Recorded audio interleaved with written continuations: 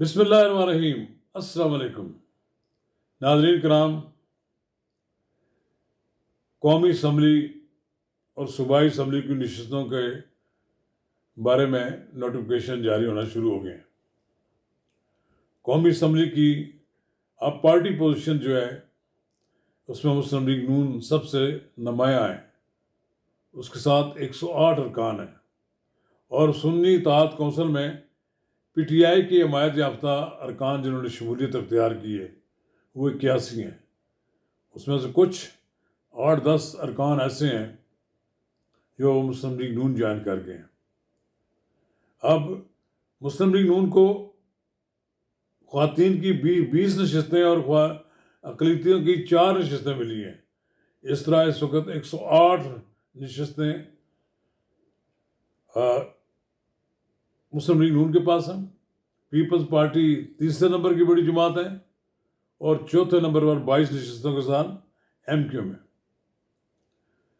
अब MQM के लोगों ने तो साफ अपना वजन डाल दिया है नवाज शरीफ के हक में, और पीटीआई किसी के साथ हुकूमत बनाने के लिए तैयार नहीं है। 1-2 दिनों में कौमी असम्बली का इजलास भी बुला लिया जाएगा और फिर सियासी मंजर वाज़ेह हो जाएगा। तो नाज़रीन कराम, कबल सब आगे बढ़े, अगर आपने मेरा YouTube चैनल नवाज रज़ा के साथ अब तक सब्सक्राइब नहीं किया तो बराए करम सब्सक्राइब कर लें और लाइक करें और अपने अहबाब के साथ शेयर करें, और आइकॉन का बटन दबाना ना भूलिए कि जब हम वीडियो लोड करें सबसे पहले आपको इतला मिले। मुस्लिम लीग नून को अगरचे 108 नशिस्तें नज़र आ रही है, इस वक्त सबसे बड़ी जमात है। 372 के ईवान में 106 नशिस्तें कम हैं। एब्सोल्युटली मेजॉरिटी नहीं है मुस्लिम लीग नून के पास। अमलन में ये कहूँगा कि मुस्लिम लीग नून को शिकस्त हुई है, क्योंकि मुस्लिम लीग नून का ख्याल था कि नवाज शरीफ का जो बयानिया है वो मार्केट में फ़रोख्त होगा और ये 150 से ऊपर नशिस्तें हासिल कर लेंगे।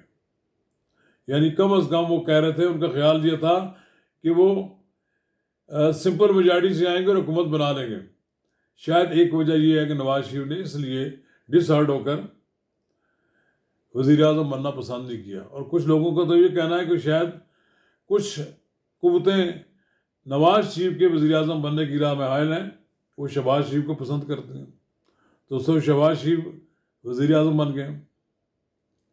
रही बात इस सारे सूरत हाल में जो मिला है डिवाइडेड मैंडेट, जिसे आप कहते हैं हंग पार्लियामेंट जो बनी है, उसमें सबसे ज़्यादा फ़ायदा उठाने की पोजीशन में है वो है पीपल्स पार्टी।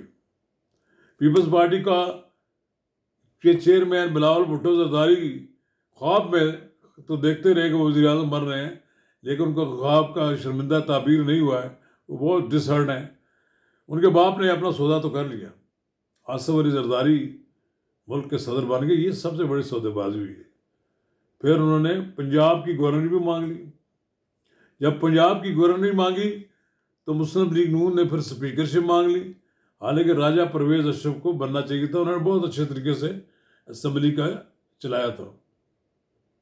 फिर इसके बदले में सिंध की गवर्नरी मुस्लिम लीग नून ने रखी है, लेकिन सिंध का जो गवर्नर होगा वो एस्टेब्लिशमेंट और मुस्लिम लीग नून की मर्जी से होगा और MQM की फरमाइश पर होगा।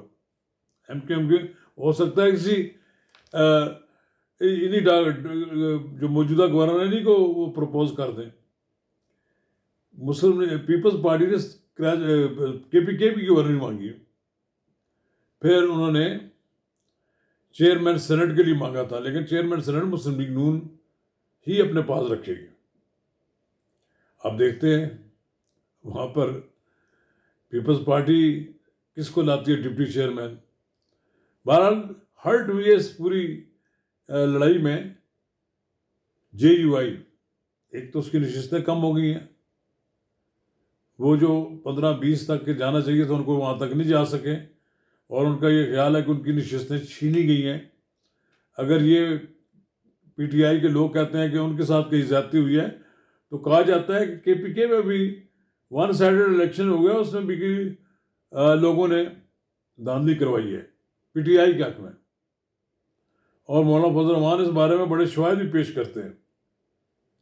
लेकिन असल सूरत हाल ये है, क्या ये कौमी असम्बली और ये सूबाई असम्बलियाँ आइंदा 5 साल गुजार लेंगी?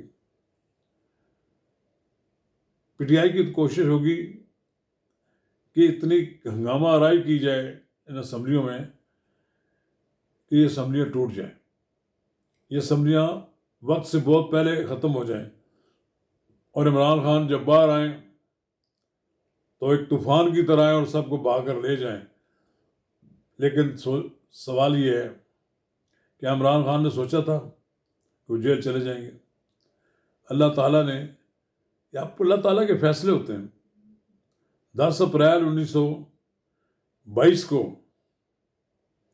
जब इमरान खान का इक़्तिदार का सूरज ग़रूब हुआ, तो इमरान खान ने जो सियासी गलतियां की हैं उसके नतीजे में उनको जेल का तोहफा मिला है। फिर 3 मुकदमात में उनको सज़ा हो चुकी है, अभी कुछ और मुकदमात ज़ेर इल्तवा हैं। अब सियासत में तो नहीं कहा जा सकता कि वो ख़त्म हो गए हैं, ये तो नहीं होता, लेकिन एक वक्त ऐसा आता है कि आदमी तन्हाई में कैद जब होती है तो फिर सोचता है कि मैंने क्या क्या गलतियाँ की हैं।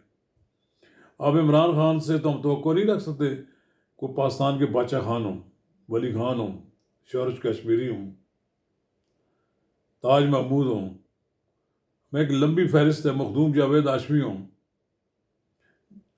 एहसन इकबाल हों, ख्वाजा आसिफ हों, ये जो और हमज़ा हों, शहबाज शरीफ हों, नवाज शरीफ हों, इनकी तरह कैद काटनी पड़ती है। अभी तो आप बड़े सुकून के साथ आराम से, आपको सारी फैसिलिटीज़ मौजूद हैं जेल में। जेल में लगता है तो आप सरकारी मेहमान हैं, लेकिन अगर आपको स्क्रू टाइट करने की कोशिश की गई तो फिर आपसे ये सारी फैसिलिटी छीन ली गई, तो फिर ज़्यादा देर तक आपके पाए इस्तक़लाल में इस्तिकामत नहीं रहेगी। लिहाजा जितनी जल्दी मुमकिन हो सके इमरान खान को इस मौजूदा सेक्टर में अपने आप को ज़िंदा रखने के लिए कोई राह तलाश कर लेनी चाहिए। शुक्रिया।